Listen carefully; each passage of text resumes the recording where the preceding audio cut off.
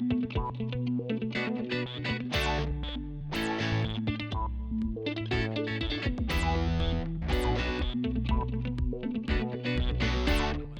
is back from the Concord Food Co-op. A little brisk out there. Yes, it is. Yeah. Good morning. Quickened your step a little bit, and I felt bad.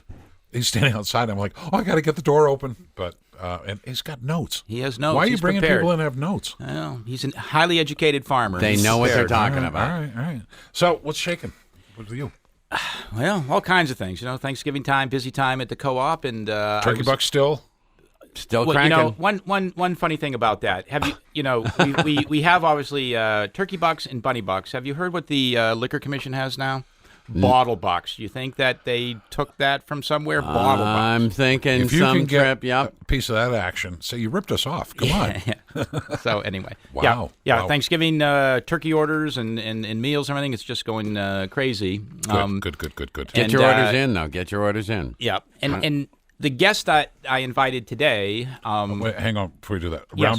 Roundup. Roundup is doing great this month. Okay, it good, is the good. Concord Coalition to End Homelessness all month long. But the numbers are looking good. As people are starting to. As calendar turns, you get November, December. People seem to be more giving. Yes, it's true. So it's a good month at Good. for the coalition. Glad to hear it. All right. Yep. The gentleman that you brought today.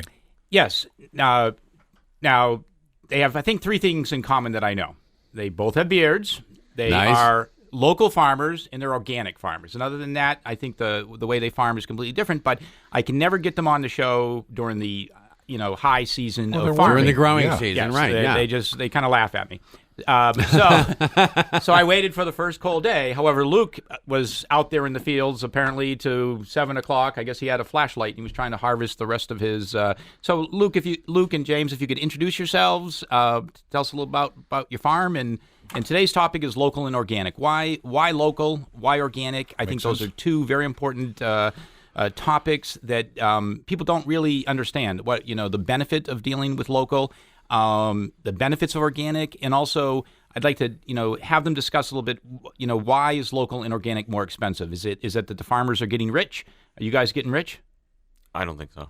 Okay, and Luke is shaking his head. So it's not that there's an exorbitant markup there. It's just I'd like them to explain why the process of farming local and organic is just a more expensive way to do it. So what were you harvesting last night, Luke, by flashlight?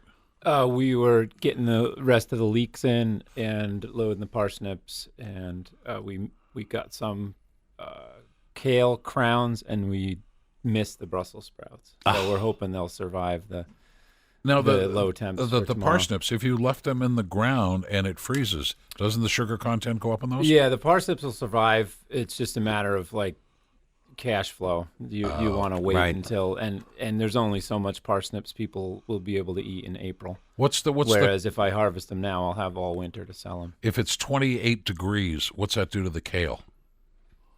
Kale can survive temps definitely down to 26. It's a question if it's going to survive tonight with 15 and wind plus wind chill. Yeah. So. Now, Vermont, I swear kale is like the state fruit. Is it that big over here? Or the state vegetable, sorry.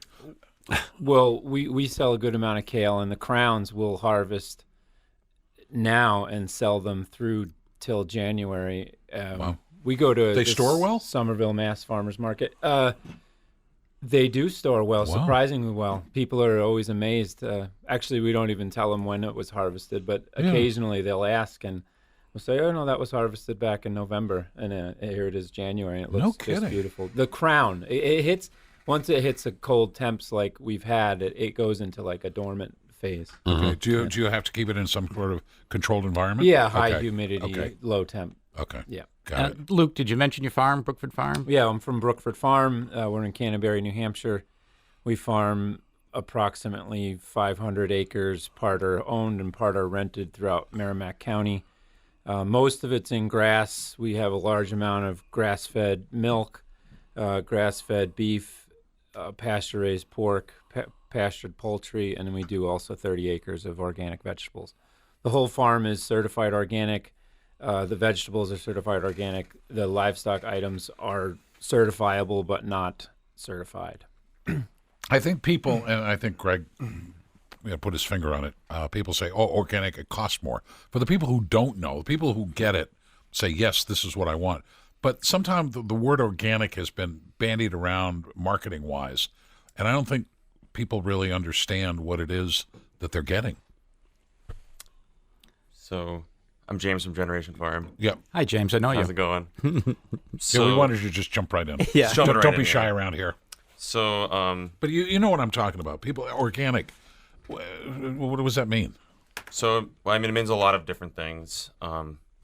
My organic farm is very different from Luke's organic farm. Wow. Isn't organic? I mean, we're all following the National Organic Program, which is a set of rules and regulations. Yep. And so to kind of simplify it, we are growing our produce without the use of fungicides, herbicides, and insecticides. And we're also not using chemical fertilizers.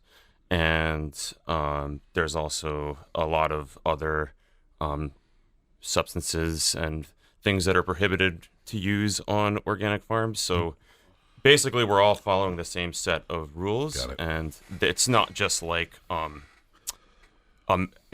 we're doing it for fun. They're rules that they're actually laws, and if you violate those laws, Right. there are penalties. Well, are you familiar with? I mean, what are the health benefits of organic? I mean, what's the issue with consuming pesticides? Because you're not running around spraying everything with 8. Yeah. Yeah.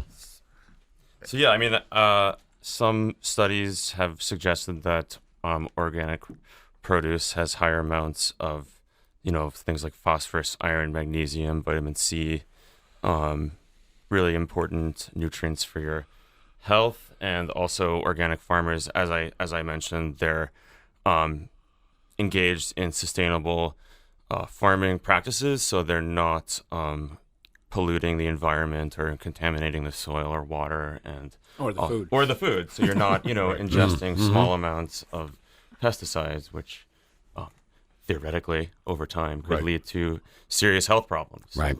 All right, so Luke, how do you justify to somebody when they say, "Wait a minute, I can buy lettuce for 50 cents over here, but you guys want $1.50"? How do you justify the price difference? Well, at the farmer's market, it's a lot easier because you get a little bit more time to talk about it. And when anyone starts dickering about the price, I just always think about my crew and the fact that they're working as hard as they work for for not the best pay, and they're all very committed and passionate. And I just, in the long run, want to be able to support a career.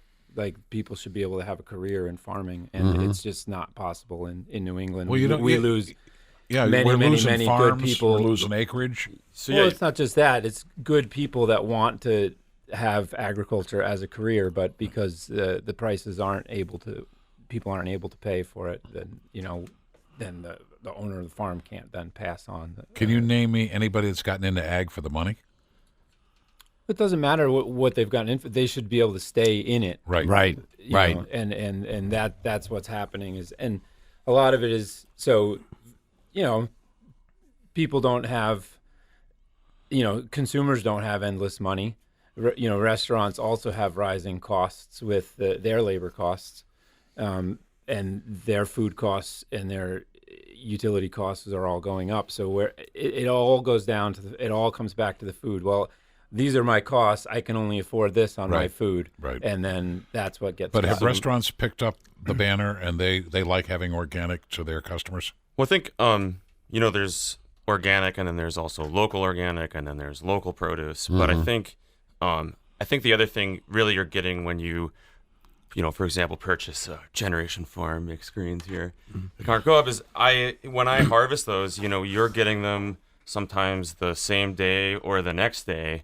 Whereas if you go to a big grocery store or even some co-ops and natural food stores, you might be buying a box of lettuce that's been sitting on a truck for 7 days before it even gets to the store. So while the cost may be slightly higher, you're gonna get produce that's gonna last significantly longer. So you're kind of you're making back that maybe like extra $1 or extra 50 cents or whatever you might spend for the local organic produce, because it's going to last longer, and you're not going to open up the box of greens and have it already be, rotting in the box or something like that. Right. So as Luke was saying, there's obviously, if you're running a small scale farm, you're going to have high labor costs, and if you're running a certified organic farm, you still have all the same pest pressures. You have more expensive inputs because you have to buy approved minerals, approved fertilizers, approved compost, or you have to do that stuff yourself, and you have to follow these sets of rules. So all of that stuff adds up to higher costs for the farmer and to produce. But do you think when you have customers coming to the farmers market in Somerville or going to the co-op, do you think they're a little bit more educated as to the benefits of doing local and organic? I certainly think so. I would think the farmers market people too are getting educated. Yeah, I mean that's also one of the great things about working with a place like the Concord Food Co-op, or there's a number of other co-ops in the state of New Hampshire, and they play a huge role in kind of educating the consumer about the value of, whatever the product is they might be buying from a organic farmer or a local vendor like a bread maker or a local winemaker. And I think that helps us because it's hard for the farmer to be doing everything. Right. Right. So that's extremely valuable. Is there more nutritional value in local that you're eating that was picked the day before versus something that was shipped? Does the nutritional value decrease as the product ages? So there have been some studies that have suggested that is the case. I'm not a scientist, so. But you farmers know everything. But since I know everything, I think so. All right. Well, we're going to have to take a break. Quick tip. Greg likes to have Concord Food Co-op plugged 3 times. You've only done it once so far. Okay. Just saying, you got to work 2 more. Okay, I think Luke is down 2 as well. Okay, come on. Oh, my goodness. We'll take a break. We'll be back with more right after this.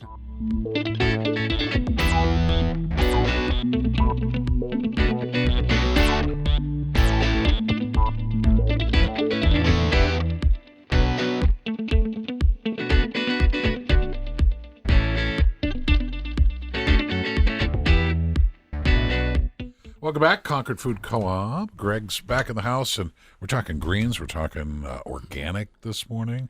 How much of the offerings at the co-op are organic? The produce department is 100% organic. There you go. And James, you didn't have an opportunity to talk about the products that we carry. Your microgreens, I think are just really, really interesting. But I don't think a lot of people don't know what a microgreen is. If you could just talk about that a little bit, and a little plug for your greens. We're the co-op is out to support local farmers, as is our membership. So yeah, I run a very small certified organic farm with my wife Marley, who is the brains behind the whole operation. Obviously, she's listening now, right? I hope You're smart. So. I don't know. She's probably pretty busy, but we're a really specialized kind of like market garden farm, and we focus primarily on growing greens and microgreens. So we do like mixed greens that I brought in here, and that's more of like a mescaline mix. We do a superfood mix for the co-op that has baby kale, beet greens, and chard. It's more of like a saute mix. Wow. You can also eat it raw. And then we also sell baby kale and spinach. And then, of course, Greg had mentioned our microgreens. Yeah. We sell packaged pea shoots. We sell sunflower shoots. And then we do what we call a microburst mix, which has the 2 different varieties of micro radish, sunflower, and pea shoots. And so, yeah, everything we do, we package in our 100% post-consumer recycled plastic clamshells. And that way, I think that they last longer and they stay What's the benefit fresher. of the micros? I mean, they're. I think you harvest with scissors, don't you?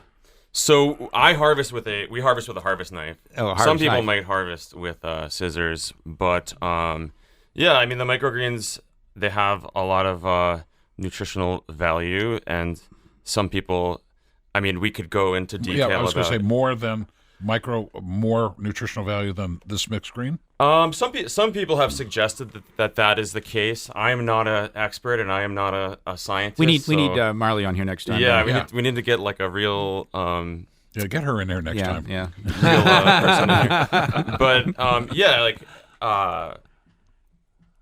the way we grow them, the varieties we picked because we're able to seed to harvest goes pretty quickly, so we're able to kind of in a very small space and in a very efficient way, we're able to harvest a pretty good amount of the different varieties of microgreens we sell and bring them to places like the Concord Food Co-op.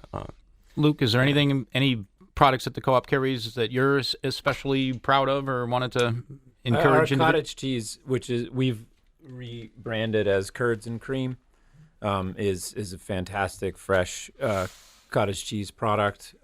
We've had a chef down in Cambridge say that it's too good to be called cottage cheese, and so we rebranded it Curds and Cream, and it has cloud lettering, cloud font lettering to describe the experience you have when you eat that Curds and Cream. Mm-hmm. How hard is it to get a product started like this on the market? You mean like a new? Yeah. I mean, we had it sold as cottage cheese for a long time, so I think we hooked quite a few people, and then we changed the name of it. And it probably needs a little bit more, like a shelf talker, a little more description of what it is. But it's basically a dry curd cottage cheese, which is excellent with. I love it with frozen blueberries, but any fresh fruit is fantastic. I mean, the ingredients: pasteurized whole cow's milk, sea salt, culture. Yeah. It's a real Done. food. That's Yeah. it. That's it. And it is a 100% grass-fed milk. Wow. And it's made in a farmstead creamery. A lot of people don't know what a farmstead creamery is, but that means that the from the soil to the end product, the owners are looking after the quality of the entire process. You know, soil, feed, cows, milk, and then the end product. So it's pretty rare to have that. A lot of people will buy in their milk and then turn it into the end product. How long have you been doing this, Luke? I've been farming for over 20 years, but our business has been around for 13. Didn't you start farming in Russia? Isn't that where you started, or some of your training was there or something? Yeah. I lived and trained there for 5 years. Yeah. In northern Russia. Yeah, Near St. I recall Petersburg. you saying it was hard starting the tractor. It was always frozen. I was going to say, it got to be a tough environment up there. So New Hampshire. Yeah, but the demand was less, on production. Here is a lot more cutthroat and Yeah. So you've been doing it Price-wise. 13 years. Are you where you wanted to be 13 years ago? yeah, we have a successful business. We have over 75 SKUs that we offer to the public. Wow. Between all the cuts of meat and all the fermented sauerkrauts and kimchis and all the different fresh vegetables, but then the processed, the dairy products. We do a full range of raw grass-fed cheeses, and we have pasteurized cheeses as well, which the Concord Co-op carries. They have a feta and the smoked feta, and they also carry the basil Gouda. So where do you go from here? More land, more SKUs? Or No, I'm what's happy. the plan? Growth-wise, I'm happy. We just want to keep improving the quality and the efficiency. All right. Yeah. Now, where do you go? You got 3.5 acres. What's your plan? So my plan is to continue trying to become more efficient at growing the different greens mixes that we're currently doing, and we're always looking for other crops to try to break into, and just kind of keep doing more of the same. We have really different farms. Luke kind of does a lot of different things, and you have a much bigger farm than I have, but he's still a small farm, so don't be confused. Do you want more? Do you want more land? I think for what we're doing, because we're so specialized. I'm sorry. Does Marley want more land? I should have phrased it that way. we have 74 acres Okay. in total, so we have plenty of land to Okay. expand into, and we have about 6 acres right now that is currently certified, which we can expand into. We're just we've been growing in a kind of like slow, sustainable pace for what we're doing, and keep doing it. Nice job. Thank you. Both of you. Thank you for coming in. Appreciate it, Greg.